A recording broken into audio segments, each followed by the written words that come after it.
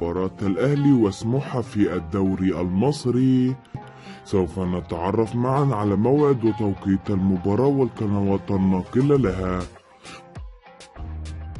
والمباراة هتكون يوم الاثنين المقبل الموافق 17 ابريل 2023 17/4/2023. سوف تنطلق صفارة بداية المباراة في تمام الساعة 8:15 مساء بتوقيت تونس والجزائر والمغرب، 10:15 مساء بتوقيت السعودية والعراق وسوريا واليمن، 9:15 مساء بتوقيت لبنان والأردن وفلسطين ومصر.